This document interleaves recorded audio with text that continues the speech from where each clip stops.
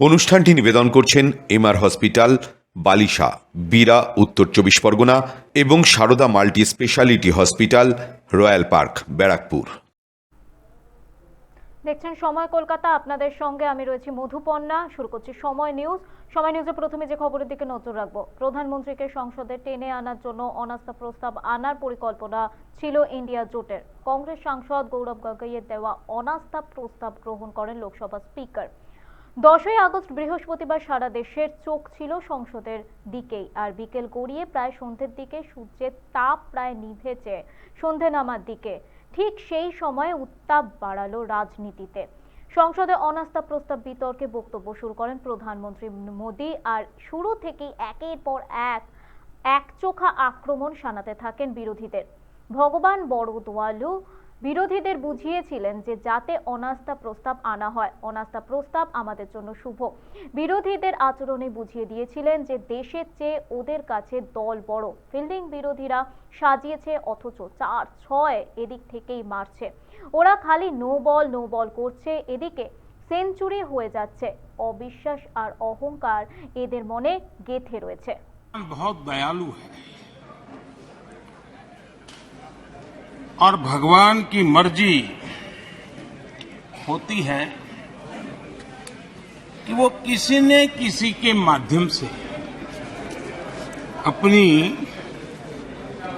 इच्छा की पूर्ति करता है, किसी न किसी को माध्यम बनाता है। मैं इसे भगवान का आशीर्वाद मानता हूं कि ईश्वर ने विपक्ष को सुझाया और वो प्रस्ताव लेकर आए। 2018 में भी ये ईश्वर का ही आदेश था, जब विपक्ष के मेरे साथी अविश्वास प्रस्ताव लेकर के आए थे। उस समय भी मैंने कहा था कि अविश्वास प्रस्ताव हमारी सरकार का फ्लोर टेस्ट नहीं है। मैंने उस दिन कहा था, बल्कि ये उन्हीं का फ्लोर टेस्ट है। ये मैंने उस दिन लिखा कि विपक्ष के लोगों को एक सीक्रेट वरदान मिला हुआ है। हाँ,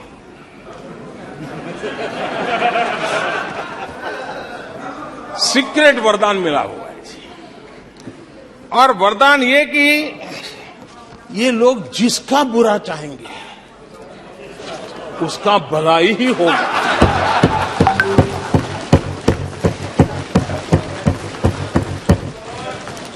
एक उदाहरण तो आप देखिए, मौजूद है। यानी एक तरह से विपक्ष का अविश्वास प्रस्ताव हमारे लिए शुभ होता है। और इस अविश्वास प्रस्ताव पर भी आपने कैसी चर्चा की? और तो मैं तो देख रहा हूं सोशल मीडिया में आपके दरबारी भी बहुत दुखी है। ये हाल है आपका। और अध्यक्ष जी देखिए, मजा है इस डिबेट का कि फील्डिंग विपक्ष ने ऑर्गेनाइज की, लेकिन चौके छक्के यहीं से लगे। কংগ্রেস নিজেদের অহংকারে এত ডুবে গিয়েছে যে তারা মাটি দেখতে পাচ্ছে না। বাস্তব ছবিটা হলো, দেশের মানুষের আস্থা নেই কংগ্রেসের ওপর। বারবার দেশের মানুষ কংগ্রেসের প্রতি অনাস্থা প্রকাশ করেছে। भारत के वैक्सीन पर विश्वास जताया,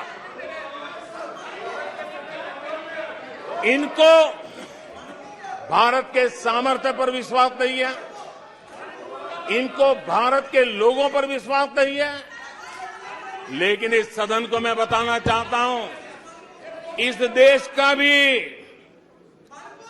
भारत के लोगों का कांग्रेस के प्रति नो कॉन्फिडेंस का भाव बहुत गहरा है। कांग्रेस के प्रति नो कॉन्फिडेंस का भाव बहुत गहरा है भारत के लोगों में। कांग्रेस अपने घमंड से इतनी चूर हो गई है, इतनी भर गई है कि उसको जमीन दिखाई तक देती नहीं है। आदरणीय अध्यक्ष जी, देश के कई हिस्सों में कांग्रेस को जीत दर्ज करने में अनेक दशक लग गए हैं। तमिलनाडु में कांग्रेस की आखिरी बार 1962 में जीत हुई थी। 61 वर्षों से तमिलनाडु के लोग कह रहे हैं कांग्रेस नो कॉन्फिडेंस। तमिलनाडु के लोग कह रहे हैं कांग्रेस। पश्चिम बंगाल में उन्हें आखिरी बार जीत 1972 में मिली थी। पश्चिम बंगाल के लोग 51 सालों से कह रहे हैं कांग्रेस कांग्रेस। उत्तर प्रदेश और बिहार और गुजरात कांग्रेस आखिरी 1985 में जीती थी। पिछले 38 वर्षों से वहां के लोगों ने कांग्रेस को कहा है, वहां के लोगों ने कांग्रेस को कहा है। त्रिपुरा में उन्हें आखिरी बार 1988 में जीत मिली थी। 35 वर्षों से त्रिपुरा के लोग कांग्रेस को कह रहे हैं कांग्रेस कांग्रेस। ओडिशा में कांग्रेस को आखिरी बार 1995 में जीत नसीब हुई थी। यानी ओडिशा में भी 28 वर्षों से कांग्रेस को एक ही जवाब दे रहा है। उड़ीसा कह रहा है नो कॉन्फिडेंस कांग्रेस। माननीय प्रधानमंत्री जी, মণিপুর নিয়ে বুধবার লোকসভায় নরেন্দ্র মোদী সরকারের উপর ঝাঁঝালো আক্রমণ শানিয়েছিলেন কংগ্রেস সাংসদ রাহুল গান্ধী। তবে বৃহস্পতিবার আরও এক ধাপ এগিয়ে চড়া ভাষায় আক্রমণ শানালেন কংগ্রেসের লোকসভার দলনেতা অধীর রঞ্জন চৌধুরী। সোনিয়া গান্ধীর পাশে দাঁড়িয়ে অধীর রঞ্জন চৌধুরীর বক্তব্যে উঠে আসে নীরব মোদীর কথা। অধীরের আক্রমণ মণিপুর প্রশ্নে নরেন্দ্র মোদী এখন নীরব মোদীর হয়ে এদেশে বিরাজমান রয়েছেন। প্রধানমন্ত্রীর নাম না করে এদিনের বক্তৃতায় অধীর একবার মোদীকে অন্ধ রাজার সঙ্গে তুলনা করেন। এ কথা বলার আগে অধীর সে কথা মনে করতেই উঠে দাঁড়িয়ে আপত্তি করেন কেন্দ্রীয় স্বরাষ্ট্রমন্ত্রী অমিত শাহ। ট্রেজারি বেঞ্চের সামনের সারিতে তখন বসে প্রধানমন্ত্রী। এরপর অধীর নীরব মোদীর সঙ্গে তুলনা টানতেই রে রে করে ওঠেন বিজেপি বেঞ্চের নেতা মন্ত্রীরা। তারা দাবি করেন লোকসভার রেকর্ড থেকে এই টিপ্পনি বাদ দিতে হবে।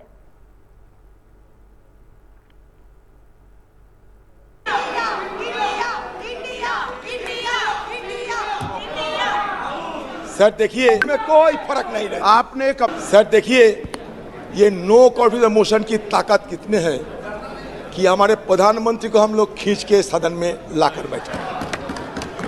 यही ताकत होते हैं संसदीय परंपरा की। हम ये नो कॉन्फिडेंस मोशन आने के लिए कोई सोचा भी नहीं था, लेकिन हम बार बार ये गुहार लगाते आए थे कि कम से कम हमारे देश की प्रधानमंत्री सदन में आए और मणिपुर की मुद्दे पे हम बोलने का पहले कुछ बोले। ये सिर्फ हमारा मांग थी और कुछ नहीं। हमारा मांग कोई बीजेपी नेता से नहीं, हमारी मांग थी हिंदुस्तान की प्रधानमंत्री से, जो लाजमी है क्योंकि हम भी ये सदन की मेंबर है। लेकिन पता नहीं प्रधानमंत्री जी क्यों इतना आड़े हुए थे कि सदन में ना आने की शपथ ले चुकी थी। उन पे ऊपर हमला हो रहे हैं, बलात्कार की घटना घट रही है। तो मुझे एक बार ये बोलने का इच्छा हो रहे हैं कि जब राजा अंधा रहते हैं, धृतराष्ट्र जब अंधा रहते थे, उस समय द्रौपदी की वस्त्रण हुई थी। आज भी राजा अंधे बैठे हैं, इसलिए किसी को नाम नहीं, किसी को नाम नहीं लिया मैं, किसी को नाम नहीं लिया मैं। तो इसलिए जहां राजा अंधा बैठे रहते, जहां राजा अंधा बैठे रहते, वहां द्रौपदी की वस्त्रहरण चाहे वो हस्तिनापुर में हो, चाहे वो मणिपुर में हो, होते ही रहते। কংগ্রেসের লোকসভা দলনেতা অধীর রঞ্জন চৌধুরীকে কটাক্ষে বিঁধলেন প্রধানমন্ত্রী। তিনি বলেন, অধীর বাবুর কি হাল হয়েছে ও দল ওকেই বলতে দেয়নি। যাই হোক, গুড়কে কি করে গোবর করতে হয় তা উনি ভালোই জানেন। ওর প্রতি আমাদের সহানুভূতি রয়েছে। इस अविश्वास प्रस्ताव में कुछ चीजें तो ऐसी विचित्र नजर आई जो न पहले कभी सुना है, न देखा है, न कभी कल्पना की है। सबसे बड़े विपक्षी दल के नेता को बोलने की सूची में नाम ही नहीं था। और पिछले उदाहरण देखिए आप, 1999 में वाजपेयी सरकार के खिलाफ अविश्वास प्रस्ताव आया। शरद पवार साहब उस समय नेतृत्व कर रहे थे, उन्होंने डिबेट का नेतृत्व किया। 2003 में अटल जी की सरकार थी, सोनिया जी विपक्ष की नेता थी, उन्होंने लीड ली, उन्होंने विस्तार से अविश्वास प्रस्ताव रखा। 2018 में खड़गे जी थे विपक्ष के नेता, उन्होंने प्रोमिनेंटली विषय को आगे बढ़ाया। लेकिन इस बार अधीर बाबू को क्या हाल हो गया, उनकी पार्टी ने उन्हें बोलने का मौका नहीं दिया। ये तो कल अमित भाई ने बहुत जिम्मेवारी के साथ कहा कि भाई अच्छा नहीं लग रहा है, और आपकी उदारता थी कि उनका समय समाप्त हो गया था तो भी आपने उनको आज मौका दिया। लेकिन गुड़ का गोबर कैसे करना उसमें ये माहिर है। मैं नहीं जानता हूं कि आखिर आपकी मजबूरी क्या है, क्यों अधीर बाबू को दरकिनारे कर दिया गया। पता नहीं कलकत्ता से कोई फोन आया हो। और कांग्रेस बार बार उनका अपमान करती है। कभी चुनावों के नाम पर उन्हें अस्थायी रूप से फ्लोर लीडर से हटा देते हैं। बिट्टू जी,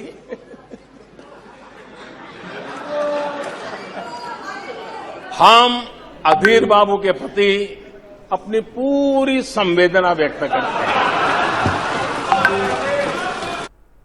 ওরা গণতন্ত্রের কথা বলছে, যারা ভোট পরবর্তী হিংসায় মহিলাদের উপর অত্যাচার করে তারা গণতন্ত্রের কথা বলে।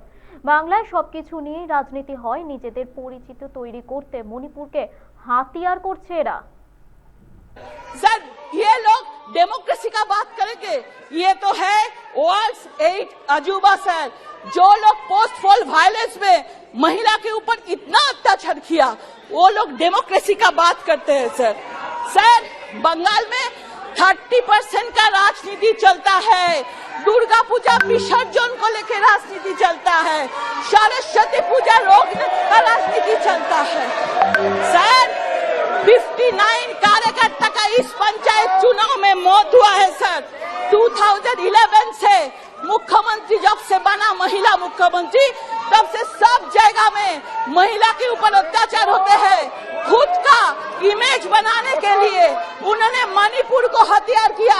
बोलते हैं कि पूछ रहे हैं प्रधानमंत्री चुप क्यों है। किसी ने सही कहा है, गूंगे निकल पड़े हैं जुबा की तलाश में। सरकार के खिलाफ ये साजिश तो देखिए, राजस्थान, पश्चिम बंगाल और छत्तीसगढ़ पर गूंगा और बहरा विपक्ष और मणिपुर पर बोल रहे हैं। इन्हें शर्म आना चाहिए। पश्चिम बंगाल के लिए बोले, हिम्मत है तो राजस्थान के लिए बोले, हिम्मत है तो छत्तीसगढ़ के लिए बोले। सब लोग बोलते हैं चोरे चोरे मास्तू तो भाई। बंगाल के मुख्यमंत्री 5 लोगों का टीम भेजते हैं मणिपुर में। मालदामार में 2 विवश महिला को विवश करके उसको पुलिस के सामने पिटाया, वीडियो वायरल हुआ। टीम तो छोड़ दीजिए, एक पंचायत सदस्यों को भी उन्होंने नहीं भेजा। उनका जो सोकल इंटेलेक्चुअल है वो भी कैंडल लाइट लेके उन्होंने मिছিল नहीं करते हैं। और हमारा मुख्यमंत्री पूरा मौन व्रत ले लिया। सर, मणिपुर तक पहुंच जाने वाले विपक्ष को पश्चिम बंगाल, राजस्थान, छत्तीसगढ़ का जीपीएस लोकेशन अभी तक मिल नहीं रहा है। মানুষ নরেন্দ্র মোদীর উপর আস্থা হারিয়েছে। মমতা, অখিলেশ ট্যানেররা ভীত নয়, যে কেউ কিন্তু মোদী নয়। মোদী সরকারকে তীব্র আক্রমণ শানালেন তৃণমূলের সাংসদ মহুয়া মৈত্র। চুপ রহো। This motion is to break this omerta, this code of silence on Manipur, the most pressing issue of the day, where we are all supposed to raho chup. And now we are told that it is the BJP's master strategy that even with this motion, the Honorable Prime Minister has not come to the House day before yesterday. He has not come yesterday. This is not just a no confidence in government motion. This is a have confidence in India motion. Most no confidence motions are negative motions, moved with at least a moderate probability of bringing down the government of the day. We know that's not even a possibility. We don't have the numbers. We know that. Many of my friends on the Treasury benches, allies, the BJD, the YSR, have mocked us, saying, you know, you can't bring down the government. India has lost confidence in you. The spectacle of the Prime Minister of the greatest democracy bowing to a religious seers of a majority in the chamber of a new parliament fills us with shame. Police manhandling and filing FIRs against champion wrestlers against a BJP MP accused fills us with shame. 50 panchayats in 3 districts of BJP ruled Haryana issuing letters forbidding Muslim trainers entering the state fills us with shame. नफरतों की जंग ने अब देखो क्या क्या हो गया। सब्जियां हिंदू हुई, बकरा मुसलमान हो गया। No, madam. You are creating it in every state. No, Mohammed we are not, 1 minute, we are not going to be bullied. One crony capitalist is not going to make a monkey out of India's regulators and equity markets while we watch. Mamta Di is not scared. Mr. Stalin is not scared. Akhilesh Ji is not scared. Rahul Gandhi is not scared. A 37% vote share party can only prevail if the rest of us 63% are shared, and we are not. This time we will take you on and we will win. Everyone asks, if not Modi ji, then who? This inaction on Manipur, Honorable Prime Minister, where you had absolute power to intervene but did not, is a cornerstone after which India will say anyone but Modi. নিজেদের বাঁচিয়ে রাখতে এদের NDA সাহায্য নিতে হয়েছে। এটা India জোট নয়, ঘমন্ডিয়া জোট। ইন্ডিয়া জোটকে তীব্র আক্রমণ করলো প্রধানমন্ত্রী। आदरणीय अध्यक्ष जी, इनकी मुसीबत ऐसी है कि खुद को जिंदा रखने के लिए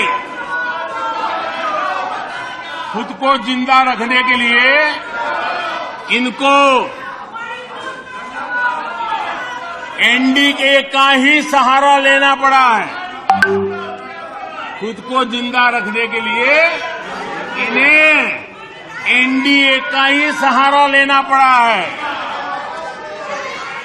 लेकिन आदत के मुताबिक घमंड का जो आई है ना, वो उनको छोड़ता नहीं है। और इसलिए एनडीए में 2 आई पिरो दिए, 2 घमंड के आई पिरो दिए। पहला आई 26 दलों का घमंड और दूसरा आई एक परिवार का घमंड।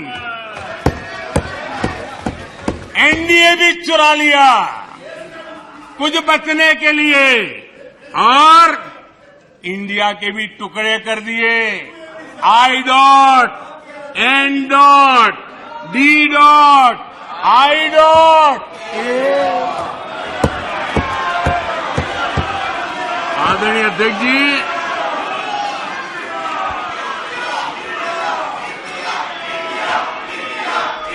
जरा 2024-এর মানুষের আশীর্বাদ নিয়ে ফের ক্ষমতায় ফিরবে বিজেপি, আত্মবিশ্বাসী প্রধানমন্ত্রী।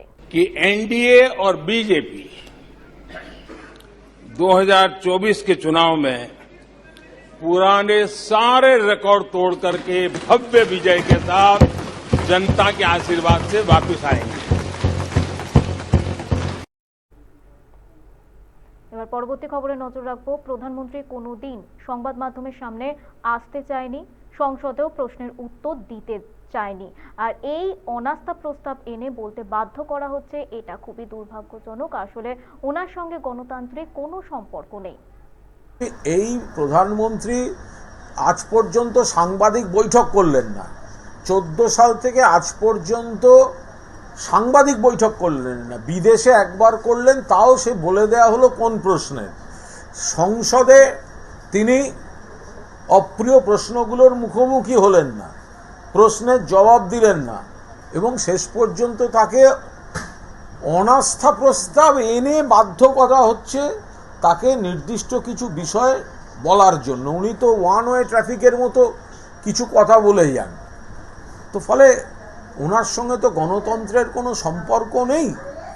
এখন উনি একতরফা কিছু কথা বলার জন্য উনি আসবেন, তবু তাকে রীতিমতো কিছু নোটিশ, কিছু ধারা, সংসদীয় রীতিনীতির মধ্যে কার্যত তাকে বাঘবন্দি খেলায় ওই যে সমস্ত লুডোর ছক, হ্যাঁ, ওই সাপ সিঁড়ি লুডো, এই ধরনের সে ছকগুলো ফেলে ফাঁদে ফেলে তাকে ধরে বেঁধে এনে তাকে বক্তৃতা করাতে হচ্ছে। এবার নিয়ে নেব একটা ছোট্ট বিরতি, ফিরছি বিরতির পর, সঙ্গে থাকুন।